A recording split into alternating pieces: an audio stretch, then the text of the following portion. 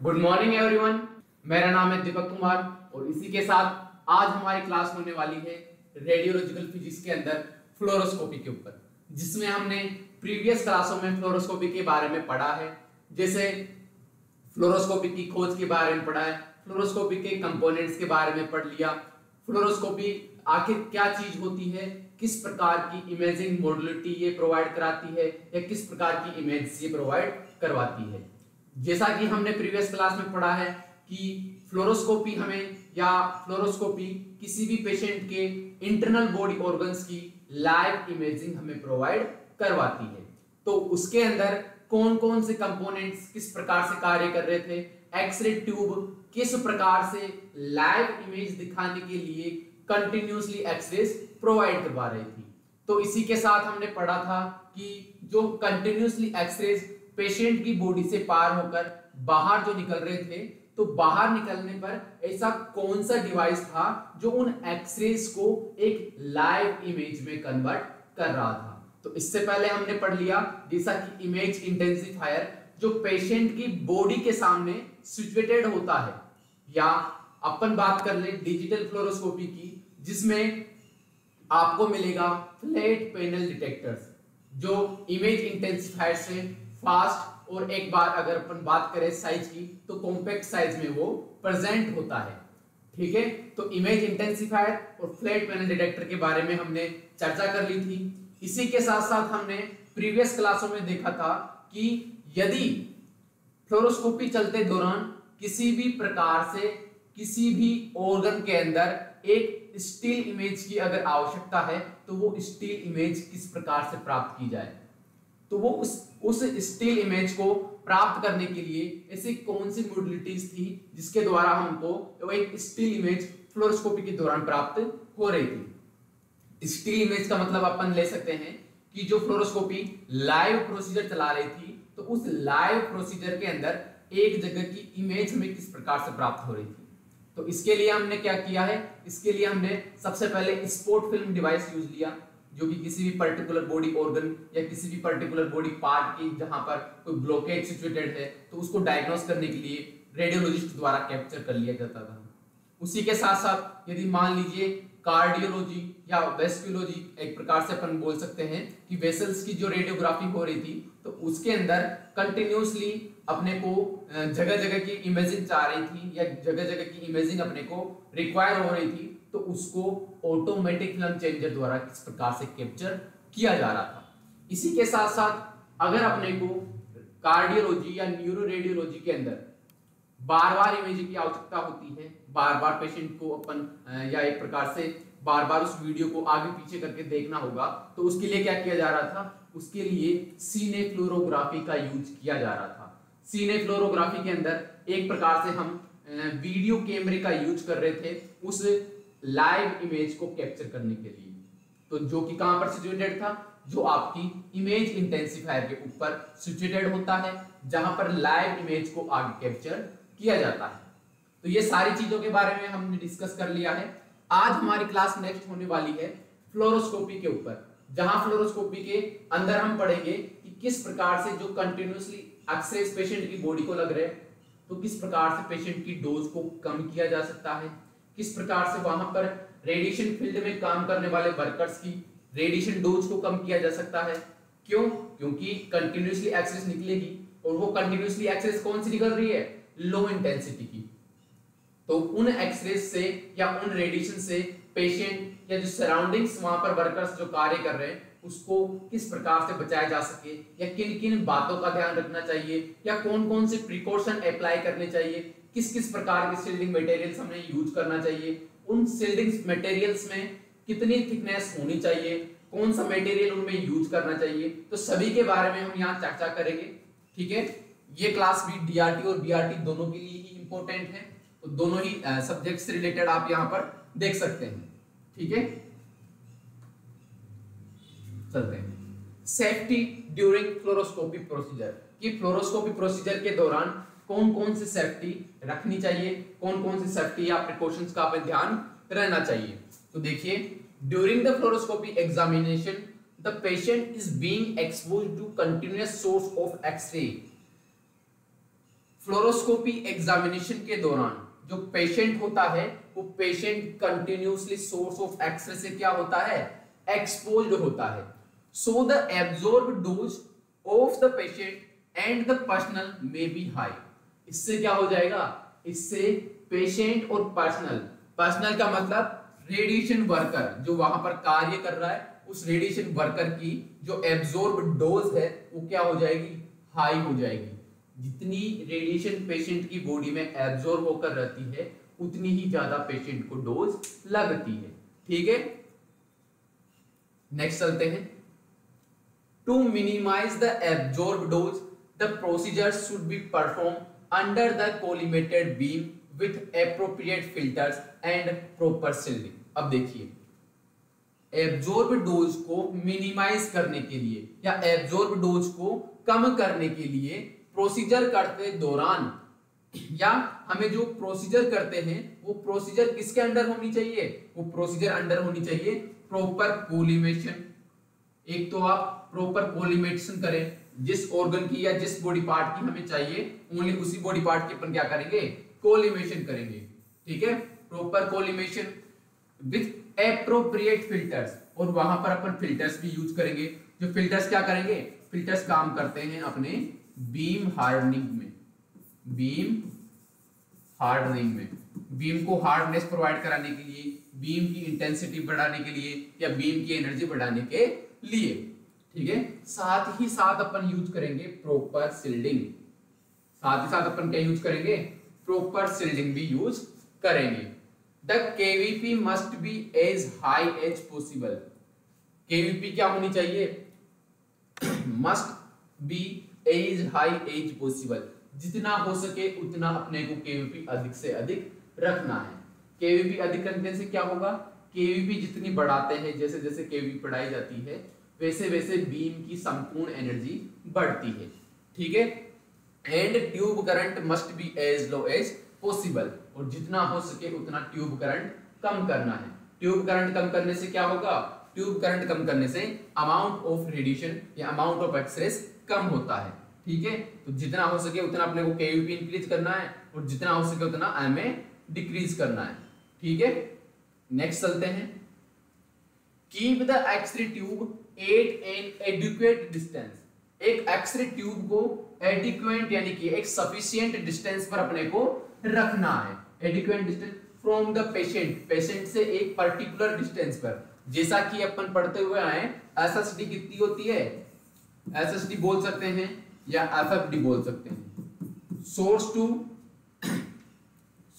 To surface distance या focal to film distance. ये कितनी होती है, 100 टू 180 सेंटीमीटर, ये तो ये होती है। लेकिन अगर फ्लोरोस्कोपी की बात करें तो फ्लोरोस्कोपी में 100 सेंटीमीटर पेशेंट की बॉडी से एक्सरे ट्यूब की डिस्टेंस होनी चाहिए।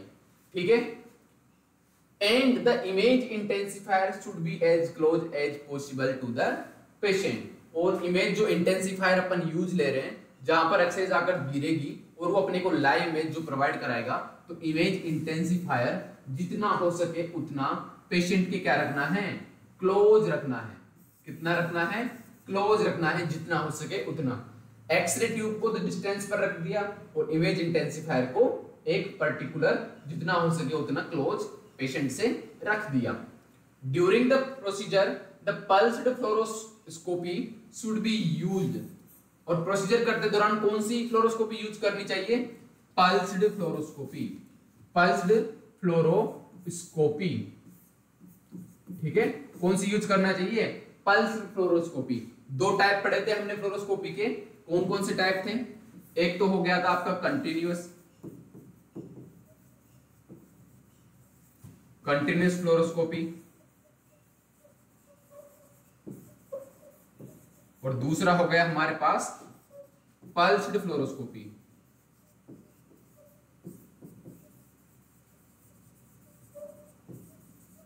ठीक है, तो इनके अंदर कंटिन्यूअस के अंदर तो कंटिन्यूअस स्पेक्ट्रम चलेगा एक्सरे बीम का, लेकिन पल्स्ड के अंदर क्या होता है, पल्स चलती है पर सेकेंड, जिसके अंदर क्या होता है, रेडिएशन डोज पेशेंट को कम लगती है।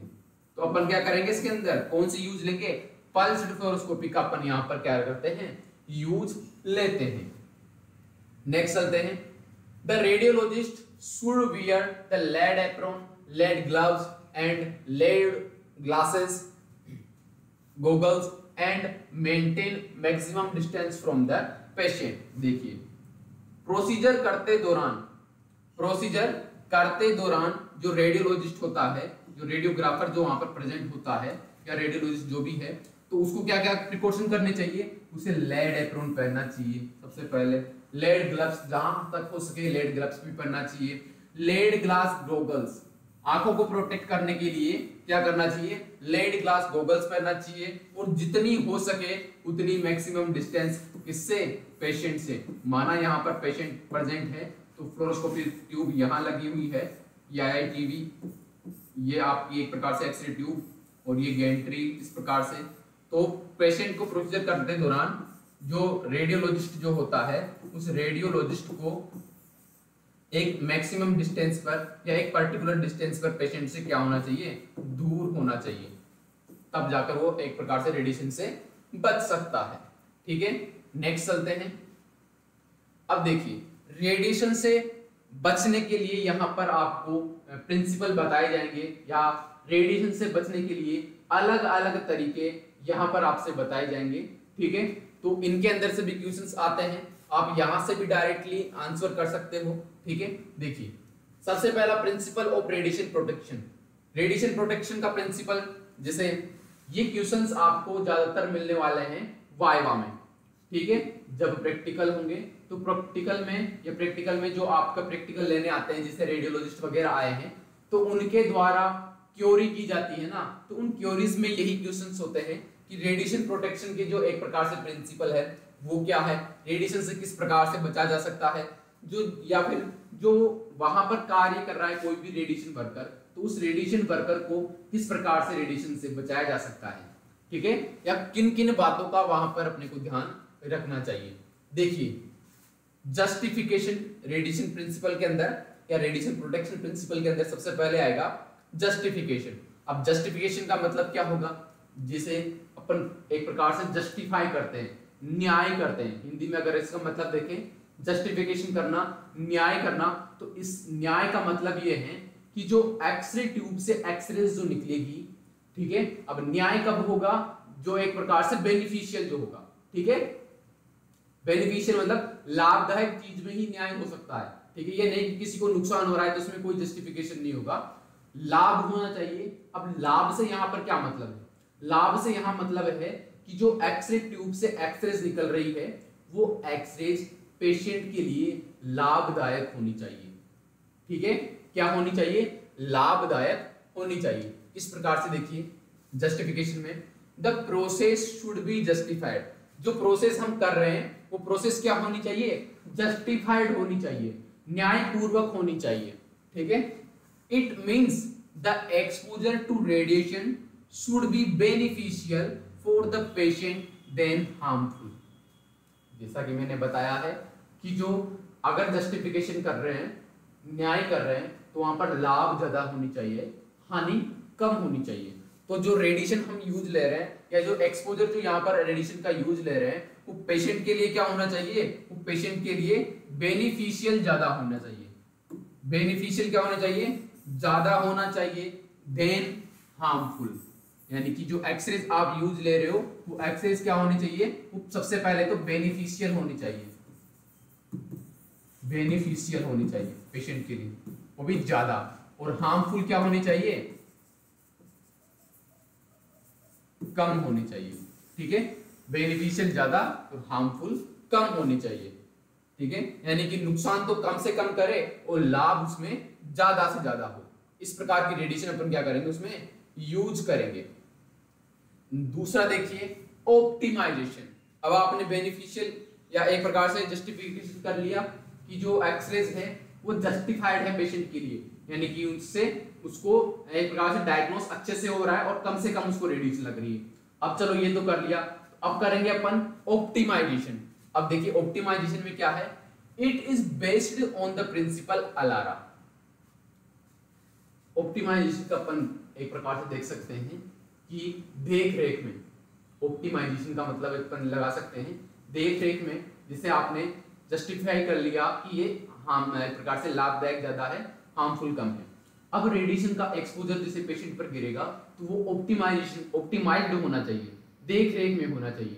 मतलब यहाँ पर अपन अगर बात करें सीधे सीधे तो वो जो आपका ऑप्टिमाइजेशन जो हो रहा है वो अलारा प्रिंसिपल के अकॉर्डिंग होना चाहिए। किसके अकॉर्डिंग होना चाहिए? अलारा प्रिंसिपल के अकॉर्डिंग। अब अलारा प्रिंसिपल क्या है? अलारा का अगर अपन सीधे सीधे देखें तो अलारा की फुल फॉर्म होती है as low as reasonable achievable. ठीक है, और इसका हिंदी में अगर अपन मतलब देखें तो हिंदी में मतलब होता है जितना हो सके उतना बचा जाना है। ठीक है, जितना हो सके उतना क्या करना है? बचना है। किससे? रेडिएशन से। ठीक है, it is based on the principle of ALARA. ये अलारा के प्रिंसिपल पर कार्य करता है या अलारा के प्रिंसिपल पर कार्य करता है।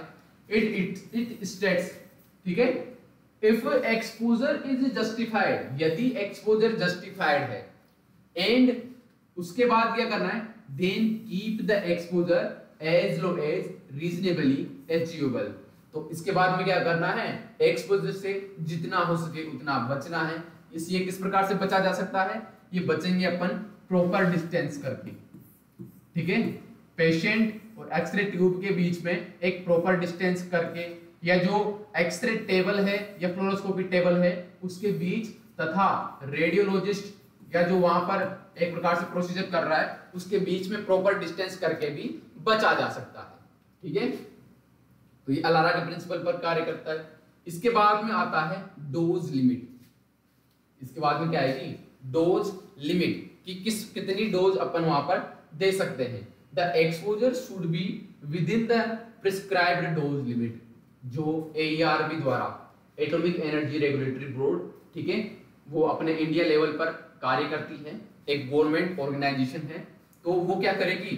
वो आपको प्रिस्क्राइब करती है, वो डिस्क्राइब करती है, वो बताती है कि किसी भी पर्टिकुलर पर्सन के लिए या ट्रेनिंग के लिए या कोई भी पेशेंट की बॉडी के लिए साल में, 5 साल में, ठीक है, कितनी रेडिएशन डोज लगनी चाहिए। अगर उससे अधिक डोज लग रही है तो उसके लिए क्या है? वो हार्मफुल है। ठीक है, एक पर्टिकुलर जो लिमिटेड डोज प्रिस्क्राइब की गई है उसी डोज के अंडर चलते हुए अपने को कार्य करना है।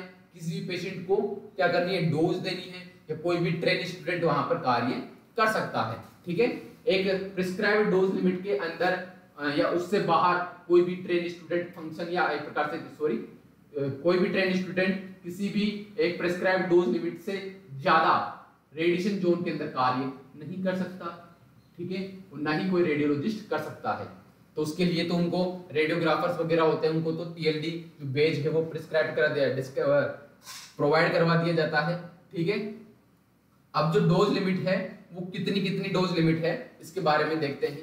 देखिए, होल बॉडी इफेक्टिव डोज, यदि होल बॉडी के ऊपर डोज लग रही है तो किससे अधिक नहीं होनी चाहिए। ठीक है, होल बॉडी डोज की बात करें तो देखिए 20 मिलीसाइवर्ट। ठीक है, 20 मिलीसाइवर्ट, यह है मिलीसाइवर्ट,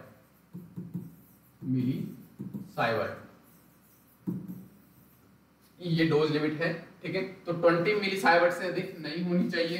ट्रेनीज की बात करें तो ट्रेनीज के अंदर 6 मिलीसाइवर्ट से अधिक नहीं होनी चाहिए, और अदर पर्सन की बात करें या पब्लिक की बात करें तो 1 मिलीसाइवर्ट होल बॉडी डोज नहीं होनी चाहिए। ठीक है, ये समझ में आ रहा है ना? ये है बॉडी ऑर्गन जो नीचे दिए गए हैं, और ये है प्रेस्क्राइब्ड डोज लिमिट्स जो इस साइड दी गई है। ठीक है, किन किन के लिए? लेंस ऑफ आइज की बात करें तो जो एम्प्लॉइज जो होते हैं उन एम्प्लॉइज की लेंस ऑफ आइज के ऊपर 20 मिलीसाइवर्ट से अधिक डोज नहीं लगनी चाहिए। ठीक है, 20 मिलीसाइवर्ट से अधिक डोज नहीं लगनी चाहिए। वही अगर ट्रेन स्टूडेंट्स की बात करें तो उनकी आई लेंस के ऊपर 15 मिलीसाइवर्ट से अधिक डोज लिमिट नहीं लगनी चाहिए, और वहीं अगर अपन पब्लिक की बात करें तो 15 मिलीसाइवर्ट नहीं लगनी चाहिए।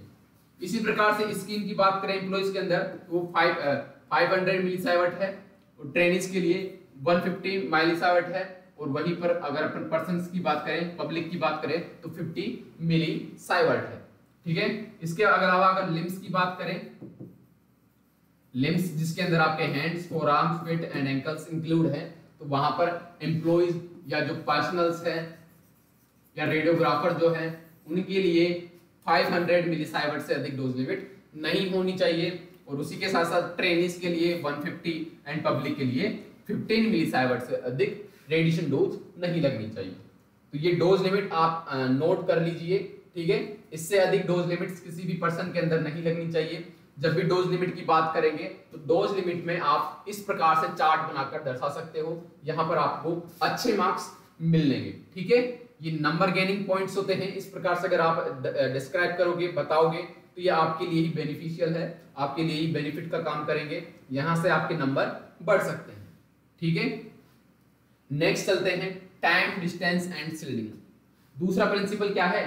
Time, distance and shielding. पहला प्रिंसिपल था हमारा JOD, justification, optimisation and dose limit.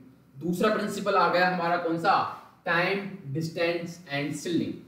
अब टाइम, डिस्टेंस एंड शील्डिंग से मतलब क्या है, देखिए यहाँ पर there are 3 basic consideration for protecting the personnel and patient from radiation, time, distance and shielding. यहाँ पर 3 बेसिक प्रोटेक्टिंग जो एक प्रकार से कंसिडरेशन है वो बताई गई है, किस किस के लिए? किसी भी पर्सनल के लिए या वहां पर जो पेशेंट है उसके लिए। कौन कौन से हैं वो है आपके टाइम, दूसरा है डिस्टेंस और थर्ड है आपका शील्डिंग। तो टाइम, डिस्टेंस और शील्डिंग को देखते हुए अपन यहां से चलेंगे, ठीक है, कि टाइम किस प्रकार से रेडिएशन से बचाने के लिए एक मेजर रोल रखता है, डिस्टेंस किस प्रकार से रोल निभाती है अपना रेडिएशन प्रोटेक्शन में, और शील्डिंग किस प्रकार से अपना रोल निभाती है, ठीक है।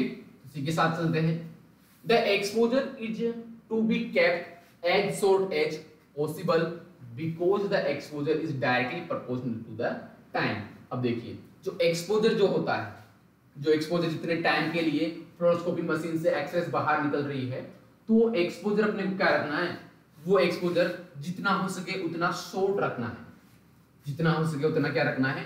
शॉर्ट रखना है, कम से कम रखना है, because the exposure is directly proportional to the time. क्योंकि एक्सपोजर क्या होता है? टाइम के प्रोपोर्शनल होता है। जितना टाइमिंग के लिए एक्सपोजर चल रहा है तो टाइमिंग की तो दर्शाएगा, और जितने टाइमिंग के लिए एक्सपोजर खुलता है उतने ही टाइमिंग के लिए रेडिएशन बाहर निकलेगी, और जितने टाइमिंग के लिए एक्सपोजर रहता है उतने टाइमिंग के लिए ही क्या होगा? पेशेंट को रेडिएशन डोज लगेगी।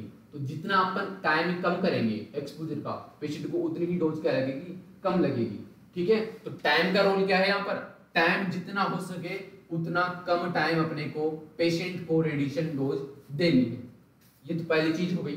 दूसरी चीज, जितना कम हो सके उतना कम टाइम रेडिएशन जोन के अंदर पर्सनल या पेशेंट को रखना है, ठीक है, समझ रहे हो? जितना कम टाइम हो सके उतना कम टाइम रेडिएशन जोन के अंदर रखना है। यदि मान लीजिए एक रूम है ये पूरा, इस रूम के अंदर कोई भी रेडिएशन वर्कर कार्य कर रहा है, तो जितना कम टाइम हो सके उतना कम टाइम उस रेडिएशन जोन के अंदर वो दे।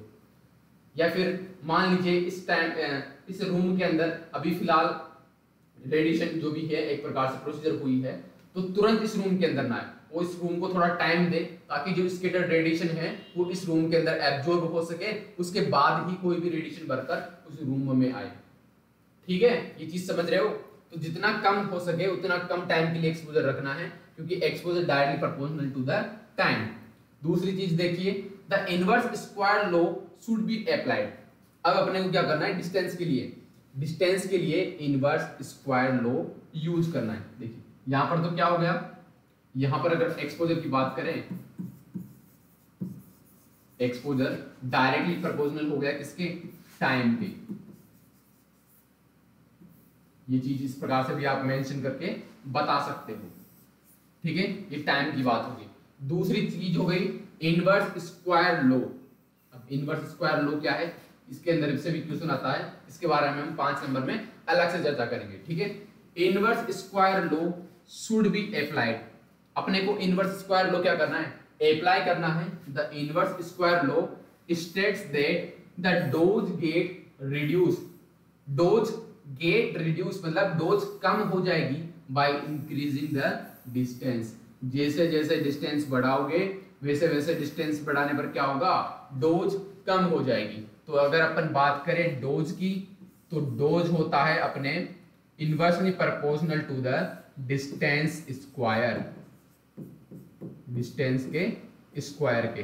ठीक है, तो इस प्रकार से अपन इनवर्स स्क्वायर लॉ बता सकते हैं कि अगर मान लीजिए, उदाहरण के लिए मैं आपको बता रहा हूं इनवर्स स्क्वायर लॉ किस प्रकार से कार्य करेगा। इनवर्स स्क्वायर लॉ कार्य करता है, यदि कोई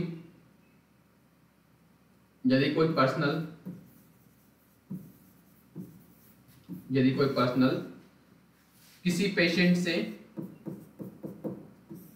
पहले कितनी डिस्टेंस पर था, पहले वो था 1 सेंटीमीटर पर, तो यहां पर 1 सेंटीमीटर पर, सॉरी 1 मीटर ले लेते हैं, 1 मीटर पर, ठीक है, 1 मीटर पर होने पर क्या होगा, डोज उसके एक प्रकार से अपन बोल सकते हैं कि डोज कितनी डिक्रीज होगी, डिस्टेंस के इनवर्सली। ठीक है, तो यहां पर डोज जैसे जैसे डिस्टेंस बढ़ाओगे डोज क्या होगी, घटेगी। ठीक है, तो यहां पर डोज क्या होगी, जैसे 1 का अपन बात करें, 1 का स्क्वायर 1 होगा, तो यहां पर डोज जैसे स्थिर रही, लेकिन जैसे अपन ने पेशेंट से उसकी दूरी बढ़ा दी, 2 मीटर कर दी। ठीक है, 2 मीटर कम करने पर क्या होगा, यहां पर अपन क्या करेंगे, 2 का स्क्वायर कर देंगे। 2 का स्क्वायर कितना होता है, 4, तो 4 यूनिट यहां पर क्या होगी, डोज डिक्रीज हो जाएगी, तो 4 टाइम यहां पर डोज क्या होगी, डिक्रीज हो जाएगी। तो इस प्रकार से इनवर्स स्क्वायर लॉ क्या करता है, कार्य करता है। नेक्स्ट हम चलते हैं,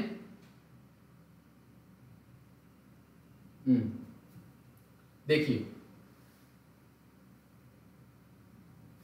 inverse square law should be applied, inverse square law अपने को अप्लाई करना चाहिए। The inverse square law state that the dose gate reduced by increasing the distance, जैसे जैसे डिस्टेंस बढ़ाएंगे वैसे वैसे डोज क्या होगी, कम होगी। So the distance from the radiation source should be kept as great as possible, इसलिए क्या करना चाहिए, रेडिएशन सोर्स से जितना हो सके उतनी दूरी बनाए रखनी चाहिए। ठीक है, इनवर्स स्क्वायर लॉ समझ में आया। नेक्स्ट हम चलते हैं, ठीक है, नेक्स्ट आते हैं रूम हाउसिंग, कि रूम का किस प्रकार से अपने को हाउस करना है, किस प्रकार से रूम कहाँ सिचुएटेड होना चाहिए, रूम की जो दीवारें हैं वो किस प्रकार की थिकनेस की होनी चाहिए। The x-ray unit and the room should be are located far away from the occupancy and public waiting area. अब देखिए रूम हाउसिंग कर रहे हैं, सबसे पहले इसका मतलब ये है कि जो एक्सरे रूम या जो फ्लोरोस्कोपी जो रूम बनाया जा रहा है वो कहां पर सिचुएटेड होना चाहिए। ठीक है, तो यहां पर अपन बात करें तो जो एक्सरे रूम है या रूम की जो हाउसिंग कर रहे हैं फ्लोरोस्कोपी यूनिट की, तो वो होना चाहिए occupancy and public waiting area से दूर। ऑक्यूपेसी मतलब जहां पर पेशेंटों की एक प्रकार से आए जाई ज्यादा है, या फिर जहां पर पेशेंटों के साथ जो अटेंडर्स है उनका वेटिंग एरिया जो बना हुआ है वो है, तो उन दोनों से अपने को क्या करना है, फ्लोरोस्कोपी रूम दूर सिचुएटेड करना है। क्यों, क्योंकि रेडिएशन लीकेज के काफी सारे चांसेस होते हैं, तो उससे बचने के लिए पेशेंट्स को डोज कम लगे, या पब्लिक वेटिंग एरिया जो पब्लिक वेटिंग एरिया के अंदर पब्लिक बैठी हुई है उसे डोज कम लगे, तो उसके लिए क्या करना चाहिए अपने को, उसके लिए यहाँ पर अपने को रूम हाउसिंग, एक्सरे जो रूम है या फ्लोरोस्कोपी जो रूम है उसको दूर रखना चाहिए। इसके बाद में देखिए रूम शिल्डिंग। अब रूम शिल्डिंग में क्या होगा, doors and walls should be lead linked to prevent the escape of radiation. अब जो रूम के अंदर अपन शिल्डिंग कर रहे हैं, तो वो रूम के अंदर शिल्डिंग के अंदर जो डोर्स और वॉल्स जो है, जो दरवाजे और जो दीवारें हैं वो शुड बी लेड लिंक्ड, यानी कि लेड से क्या होनी चाहिए, प्रोटेक्ट होनी चाहिए, लेड की उनके ऊपर ओवरलैपिंग होनी चाहिए, to be prevent the escape of radiation, radiation से बचने के लिए, रेडिएशन के बचाव के लिए उनके ऊपर लेड लिंक्ड एक प्रकार से अपन क्या करते हैं, कवरिंग करते हैं। नेक्स्ट चलते हैं, AERB recommends that the distance between the control panel and X-ray unit should not be less than 3 metre. अब यहाँ पर बताया गई है AERB ने रिकमेंडेड कर दिया, जैसा कि मैंने बताया था AERB हमारे जो इंडियन ऑर्गेनाइजेशन है, ठीक है, उस इंडियन ऑर्गेनाइजेशन की एक गवर्नमेंट ऑर्गेनाइजेशन है, भारतीय एक गवर्नमेंट संस्था है AERB, जो कि प्रत्येक या हर एक इंडिया के अंदर सिचुएटेड एक्सरे जो मशीनरी है उनके ऊपर कार्य करती है, उनके ऊपर नियम लागू करती है। ठीक है, AERB से भी क्वेश्चंस आते हैं। तो यहाँ पर AERB रिकमेंडेड कर रही है the distance between the control panel and x-ray unit should be less than 3 metre. ठीक है, यानी कि जो कंट्रोल पैनल और एक्सरे यूनिट का जो एरिया है, उन एक्सरे यूनिट और कंट्रोल पैनल के बीच में जो डिस्टेंस है वो 3 मीटर से कम नहीं होनी चाहिए। किससे? 3 मीटर से कम नहीं होनी चाहिए। यानी कि जहां पर ऑपरेट हो रहा है वो एरिया और जहां पर एक्सरे मशीन लगी हुई है, ठीक है, या अपन बोल सकते हैं फ्लोरोस्कोपी जो मशीन लगी हुई है, फ्लोरोस्कोपी बोल दो, या फिर ये एक्सरे रूम के लिए भी लागू होता है तो एक्सरे मशीन बोल दो। ठीक है, तो एक्सरे मशीन और जो कंट्रोल कंसोल वाला रूम है, कंट्रोल कंसोल वाला रूम, तो इनके बीच में डिस्टेंस 3 मीटर से अधिक होनी चाहिए, 3 मीटर से कम नहीं होनी चाहिए। वरना अदरवाइज क्या होता है, रेडिएशन की जो एक प्रकार से वेवलेंथ है वो शॉर्टर होती है, वो 3 मीटर तो एक प्रकार से ट्रेवल कर सकती है, तो वहां पर प्रेजेंट जो भी रेडियोग्राफर वगैरह है उनको डोज लग सकती है। The walls of the x-ray room on which primary x-ray beam falls, जो दीवारें, ठीक है, देखिए the walls of the x-ray room की वो दीवारें on which primary x-ray beam, जहां पर प्राइमरी एक्सरे बीम क्या करती है, फॉल्स, गिरती है, should not be less then 35 centimetre thick brick. अब देखिए यहां से क्वेश्चंस आते हैं कि जो प्राइमरी जो बीम होती है, प्राइमरी बीम जिस दीवार पर गिरती है उस दीवार की थिकनेस कितनी होनी चाहिए, तो वो क्वेश्चंस का आंसर क्या होगा, 35 सेंटीमीटर, 35 सेंटीमीटर से कम उसकी थिकनेस नहीं होनी चाहिए, जिसमें भी कंक्रीट, ब्रिक, लेड ये प्रिवेंट वहां पर होने चाहिए या वहां पर सिचुएटेड होने चाहिए। And the walls of the room on which scattered radiation falls, और वो दीवारें, या एक प्रकार से अपन वो बोल सकते हैं वो दीवारें जहां पर रेडिएशन डायरेक्टली नहीं गिर रही या स्कैटर्ड रेडिएशन जिनके ऊपर गिर रही है, तो उनकी थिकनेस कितनी होनी चाहिए, उनकी थिकनेस 23 सेंटीमीटर से कम नहीं होनी चाहिए। 23 सेंटीमीटर तो उनकी क्या होनी चाहिए, थिक ब्रिक थिकनेस होनी चाहिए। प्रोटेक्ट द जनरल पब्लिक, ये क्या करती है, जनरल पब्लिक जो पेशेंट के साथ आती है पब्लिक, वहां पर जो बाहर एक प्रकार से घूम रही है, कोई भी नर्सिंग स्टाफ हो सकता है, कोई अदर हॉस्पिटल स्टाफ हो सकता है, जो सराउंडिंग्स उस फ्लोरोस्कोपी रूम के घूम रहा है, तो स्कैटर्ड रेडिएशन उन सेकेंडरी जो एक प्रकार से वॉल्स हैं, वो सेकेंडरी वॉल्स को पेनिट्रेट करके उन पब्लिक्स को ना लगे, तो उसके लिए जो दीवारें होती हैं जहां पर सेकेंडरी रेडिएशन गिरती है, उनकी थिकनेस 23 सेंटीमीटर से ज्यादा नहीं होनी चाहिए, सॉरी 23 सेंटीमीटर से ज्यादा ही होनी चाहिए, कम नहीं होनी चाहिए। ठीक है, नेक्स्ट देखते हैं, the walls and the viewing window of the control panel should be have led equivalents of 1.5 mm, और जो दीवारें हैं या जिन दीवार के ऊपर पेशेंट को देखने के लिए या एक प्रकार से कंट्रोल कंसोल से और कंट्रोल कंट्रोल रूम से जो एक प्रकार से एग्जामिनेशन रूम है उसके अंदर देखने के लिए जो विंडो लगाई जाती है, उस विंडो के अंदर जो एक प्रकार से लेड का अपन मटेरियल यूज लेंगे वो कितना होना चाहिए, वो 1.5 mm से कम नहीं होना चाहिए, 1.5 mm से कम नहीं होना चाहिए, से अधिक होना चाहिए, ताकि जो रेडिएशन है वो रेडिएशन को ये इजीली एब्जॉर्ब कर सके, एब्जॉर्ब कर सके। ठीक है, नेक्स्ट चलते हैं,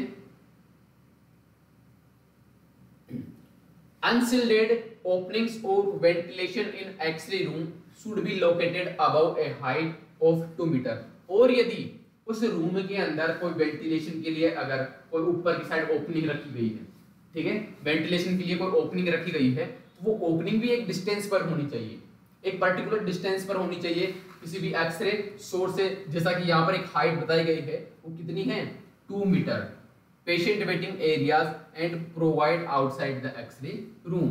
ठीक है, और वो कहां पर होने चाहिए, आउटसाइड द रूम होनी चाहिए। नेक्स्ट चलते हैं,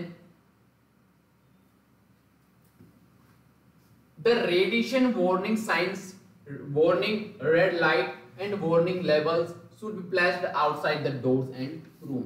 जो रेडिएशन के एक प्रकार से प्रिकॉशन के लिए जो अपन साइंस लगाते हैं कि यहाँ पर सावधानी, यहाँ पर एक्सरेज हैं, सावधान, यहाँ पर एक्स किरणें हैं, ठीक है। इस प्रकार के जो लेड एक प्रकार से बैरियर्स जो होते हैं या वार्निंग साइंस जो होते हैं वो रूम के बाहर सिचुएटेड होने चाहिए। साथ ही साथ रूम के ऊपर एक रेड लाइट वार्निंग साइन होना चाहिए।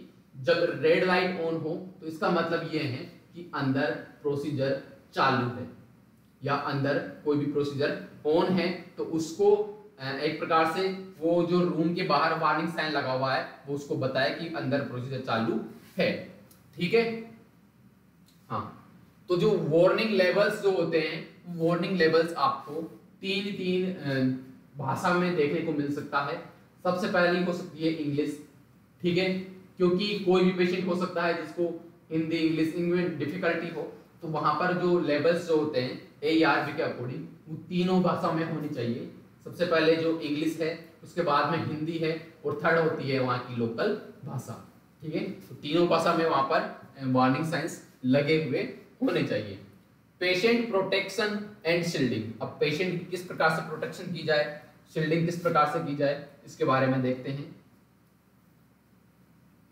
Pregnant women and person under 18 year, कोई भी वुमेन सस्पेक्टेड हो सकती है या फिर एक प्रकार से कंफर्म है कि वो प्रेग्नेंट है, या कोई भी पर्सन जो एज 80 से कम है, तो यहाँ पर क्या किया जाएगा, should not be involve in assisting the fluoroscopy.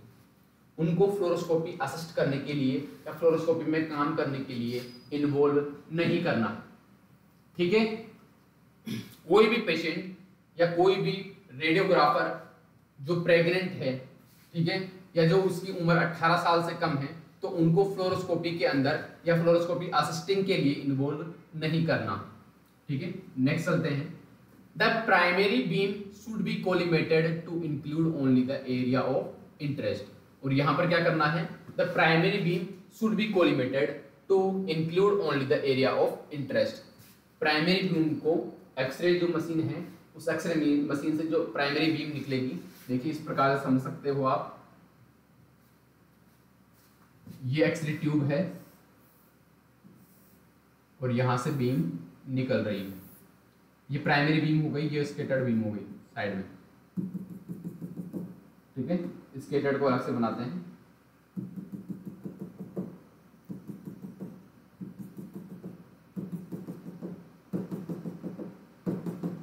ठीक है, और इसके बाद में यहां हो गई पेशेंट की बॉडी। तो जो यहाँ पर प्राइमरी बीम निकल रही है, उस प्राइमरी बीम को इतना कोलिमेटेड करना है कि वो ओनली अपने को रिक्वायर्ड पेशेंट की बॉडी पार्ट पर ही गिरे, इतना ही कोलिमेट उसको करना है, ठीक है, ताकि जो रेडिएशन गिर रही है वो रेडिएशन पेशेंट के अफेक्टेड बॉडी पार्ट पर या जो रिक्वायर्ड बॉडी पार्ट है उसी के ऊपर गिरे। इस प्रकार से उसको क्या करना है, कोलिमेटेड करना है। देखिए लाइन, द प्राइमरी बीम, जो प्राइमरी बीम होती है, शुड बी कोलिमेटेड, इतना कोलिमेटेड करना है कि include only the area of interest, वो ओनली पेशेंट की एरिया ऑफ इंटरेस्ट पर ही गिरे, या अफेक्टेड जो अपने को चाहिए रिक्वायर्ड जो एरिया है उसी पर गिरे। Always use lower pulse sequence fluoroscopy, हमें अपना जो ऑलवेज क्या करना चाहिए, ऑलवेज अपने को पल्स्ड फ्लोरोस्कोपी यूज करना चाहिए। कौन सी, पल्स्ड फ्लोरोस्कोपी, जैसा कि अपन ने पहले पढ़ लिया है। और पल्स्ड फ्लोरोस्कोपी के अंदर भी कौन सी, लो सीक्वेंस वाली, हमने पढ़ा था। जो पल्स चलती है वो 15, 13, 16, 19 पल्स पर मिनट के हिसाब से चलती है। तो जो लो सीक्वेंस वाली है, वो लो सीक्वेंस वाली पल्स फ्लोरोस्कोपी अपने को क्या करनी है, यूज करनी है। Maintain adequate x-ray source skin distance, और साथ ही साथ अपने को क्या करना है, सोर्स टू स्किन डिस्टेंस को क्या करना है, मेंटेन करते हुए चलना है। जैसा कि SSD source to skin distance या FFD focal to film distance जो अपन रखते हैं वो रखते हैं जनरली 100 सेंटीमीटर, वो भी किसमें, इन फ्लोरोस्कोपी। तो ये डिस्टेंस भी अपने को क्या करनी है, मेंटेन करते हुए चलनी है, ठीक है। नेक्स्ट चलते हैं।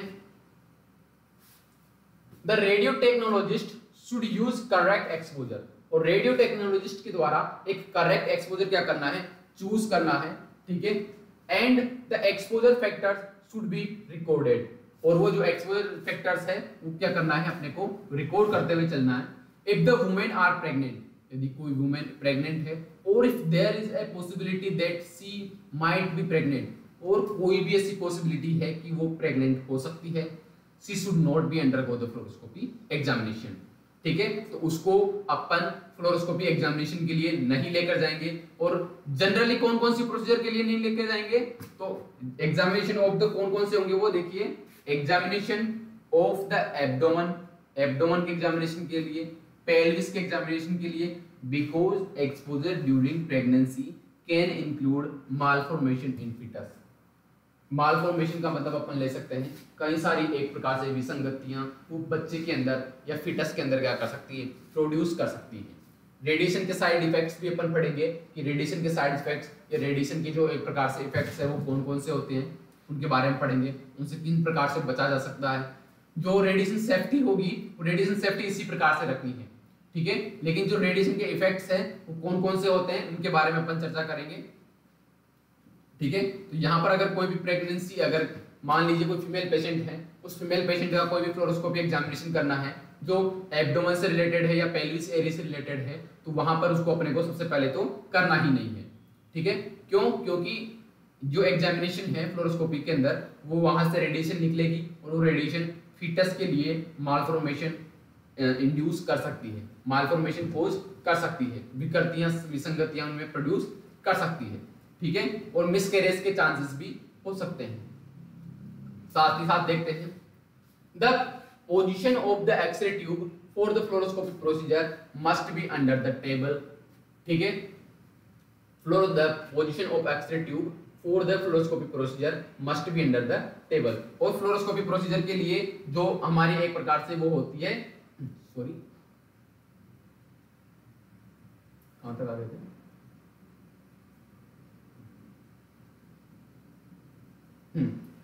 The position of the X-ray tube for the fluoroscopic procedure must be under the table।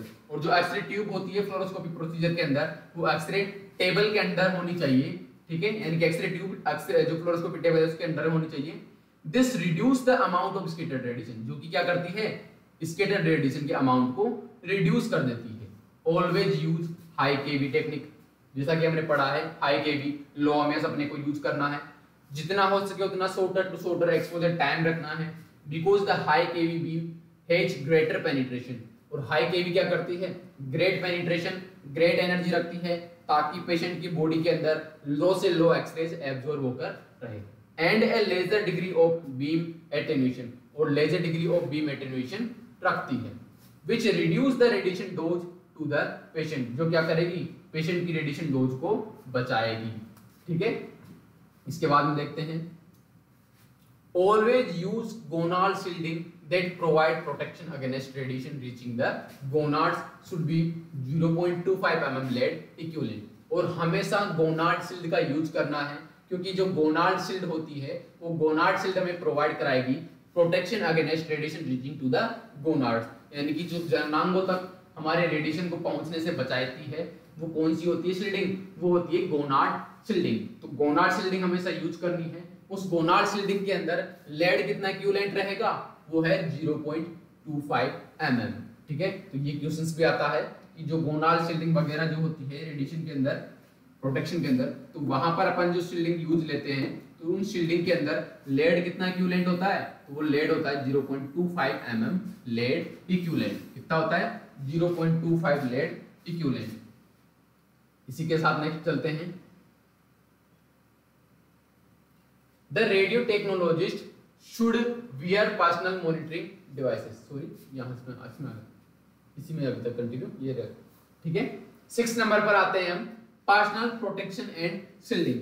किस प्रकार से पर्सनल खुद की प्रोटेक्शन कर सकता है, किस प्रकार से पर्सनल या रेडियोग्राफर है वो खुद को शील्ड कर सकता है। तो इसके लिए देखिए, personal should never be expose from the primary beam.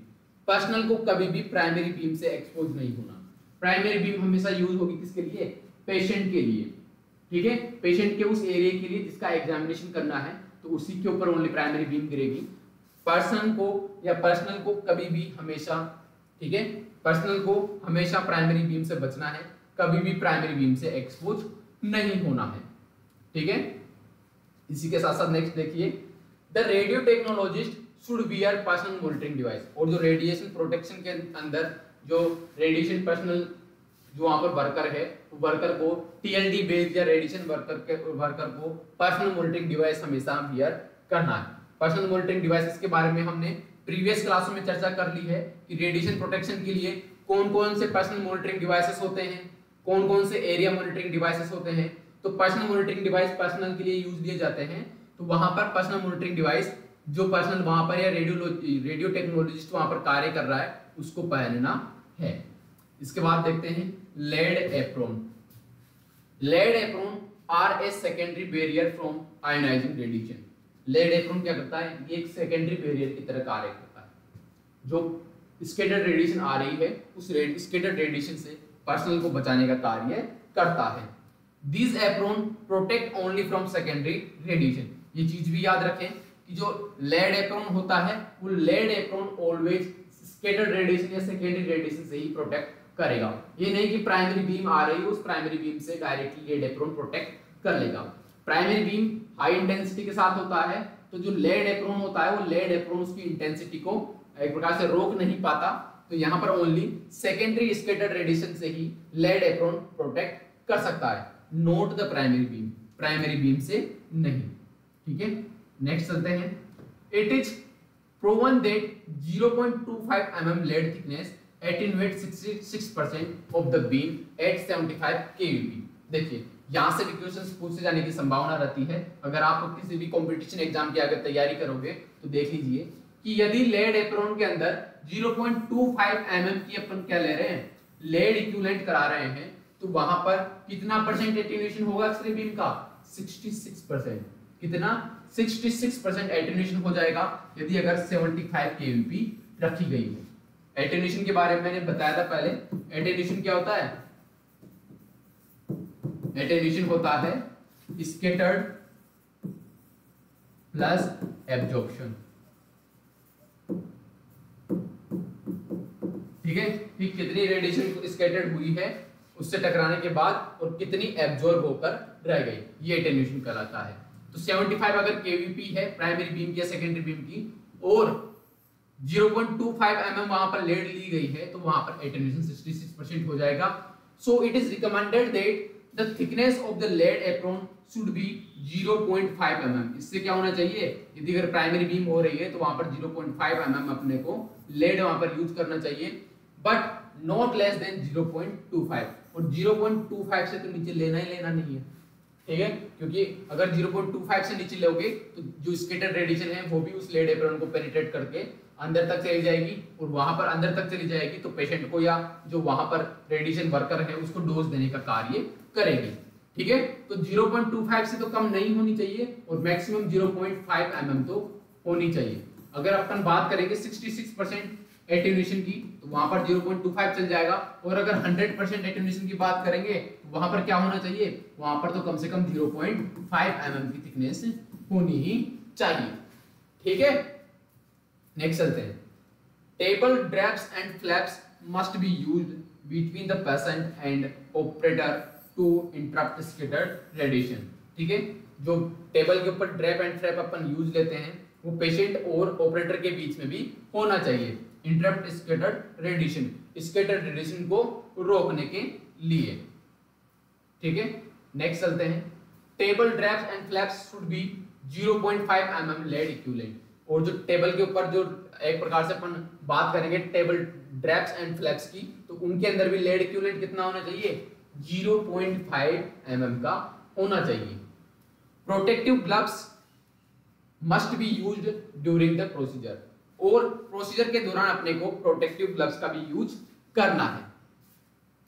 They provide against scattered radiation reaching the hands.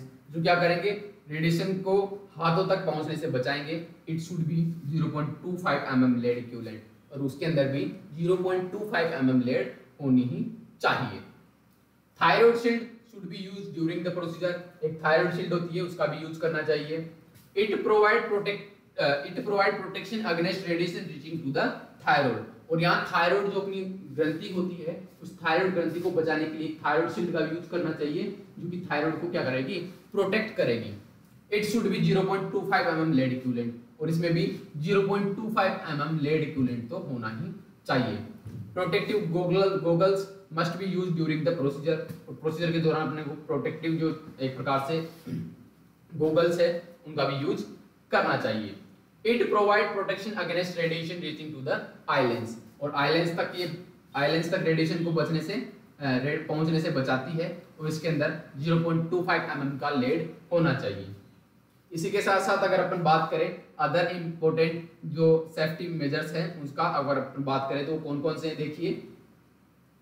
Always keep the image intensifier as close patient, ठीक है, जितना पॉसिबल हो सके उतना पेशेंट से क्लोज क्या रखना है, इमेज इंटेंसिफायर रखना है, जो हमने पहले पढ़ लिया है। The focus to table distance should be less than 30 centimetre, ठीक है, नॉट लेस देन 30 सेंटीमीटर से कम उनके बीच में डिस्टेंस नहीं होनी चाहिए, 30 से ज्यादा ही रखनी है, ठीक है। The maximum entrance exposure limitation set by the regulatory authorities are 10 roentgen per minute for normal fluoroscopy and 20 roentgen per minute for high dose fluoroscopy. ये एक रेगुलेटरी ही क्या करती है, या जो वहां पर ऑथोरिटीज जो होती है हायर ऑथोरिटी, उस हायर ऑथोरिटी के द्वारा ही एक्सपोजर सेट किए जाते हैं, जिसके अंदर रेंज कितनी है 10 roentgen per minute for the normal fluoroscopy और 20 milli roentgen per minute for the high dose fluoroscopy, इनके लिए की जाती है, ठीक है। इसके बाद हम देखते हैं a timer with an alarm should be used during the fluoroscopy procedure. एक टाइमर और एक अलार्म अपने को क्या करना चाहिए, वहां पर फ्लोरोस्कोपी प्रोसीजर के दौरान यूज करना चाहिए। The fluoroscopy time should not exceed about 5 minute, और जो फ्लोरोस्कोपी का जो टाइम है वो फ्लोरोस्कोपी का टाइम 5 मिनट से अधिक का नहीं होना चाहिए, ये चीज भी याद रखें, ठीक है। एक फ्लोरोस्कोपी प्रोसीजर आप कर रहे हो तो फ्लोरोस्कोपी प्रोसीजर 5 मिनट से अधिक की नहीं होनी चाहिए, और वहां पर एक टाइमर या वहां पर एक अलार्म का अपन यूज ले सकते हैं, जिसे उसके अंदर 5 मिनट का अलार्म लगा दिया, 5 मिनट के बाद में प्रोसीजर बंद कर देनी चाहिए। The anti scattered grids must be used for the radiation scattered and improve image the quality, और एंटी स्कैटर्ड ग्रिड का भी अपन वहां यूज कर सकते हैं, जो क्या करेगी वहां पर आपकी जो इमेज की क्वालिटी है उसको इंप्रूव करने का कार्य करेगी, साथ ही साथ स्कैटर्ड रेडिएशन को भी रिड्यूस करने का कार्य करेगी। The protective lead gloves covering for the fluoroscopy screen should be 2.0 mm lead equivalent for equipment operating up to 100 kV, ठीक है। द प्रोटेक्टिव लेड ग्लास, जो लेड ग्लास वहां पर अपन यूज ले रहे हैं covering the fluorescent screen, fluorescent screen को प्रोटेक्ट करने के लिए वो कितना होना चाहिए 2.0 mm, यदि आप ऑपरेटिंग के लिए 100 kV यूज ले रहे हो। Examples for common fluoroscopy procedure, और कॉमन फ्लोरोस्कोपी प्रोसीजर कौन कौन से होती है, जैसे गैस्ट्रोइंटेस्टाइनल स्टडी कर ली, एंजियोग्राफी प्रोसीजर हो गया, अर्थ्रोग्राफी हो गया, सल्पिंगोग्राफी हो गया, वॉइडिंग सिस्टोग्राफी हो गया, रेट्रोग्रेड यूरिथ्रोग्राफी हो गया। तो ये सारी फ्लोरोस्कोपी प्रोसीजर के अंडर ही कंप्लीट होती है। ये सारी प्रोसीजर आपको सेकेंड ईयर में देखने को मिलेगी, और सारी की सारी स्पेशल इन्वेस्टिगेशन है। जीआईटी ट्रैक्ट से रिलेटेड गैस्ट्रोइंटेस्टाइनल स्टडीज हो गई, एंजियोग्राफी अपने आर्टरीज के लिए हो गई, इसी के अलावा अर्थोग्राफी, जॉइंट रेडियोग्राफी हो गई, एचएसजी फीमेल्स के लिए जो फेलोपियन ट्यूब्स वगैरह में ऑब्स्ट्रक्शन वगैरह देखते हैं उसके लिए हो गई, वॉइडिंग सिस्टोयूरेथ्रोग्राफी, यानी कि जो यूरिथ्रा के अंदर मेल के अंदर जो एक प्रकार ऑब्स्ट्रक्शन वगैरह आते हैं तो उनको देखने के लिए वॉइडिंग सिस्टोयूरेथ्रोग्राफी करते हैं। रेट्रोयूरेथ्रोग्राफी, रेट्रोग्रेड, ये प्रोसीजर अलग से होती है, जिसके अंदर जो मेल यूरिथ्रा वगैरह होते हैं तो वहां पर क्या की जाती है, जो ट्यूब होती है उसको इंसर्ट किया जाता है अपोजिट डायरेक्शन में करते हुए, ठीक है। यदि अगर मान लीजिए किडनी वगैरह में कोई ऑब्स्ट्रक्शन है और उससे कॉन्ट्रास्ट मीडिया आगे नहीं आ रहा है तो क्या करेंगे, कॉन्ट्रास्ट मीडिया को अपोजिट डायरेक्शन से अपन इंजेक्ट करवाते हैं, ठीक है। तो इसी प्रकार से आपको यहाँ पर देखने को मिलेंगे, ये थायराइड शील्ड हो गई, ठीक है, ये हो गई आपकी थायराइड शील्ड, ये लेड ग्लव्स, लेड गॉगल्स, ठीक है, ये ग्लव्स हो गए और ये लेड एप्रॉन हो गया। इसी के साथ साथ अपन बात करेंगे इसकी, तो गोनाड शील्डिंग हो गई, ठीक है।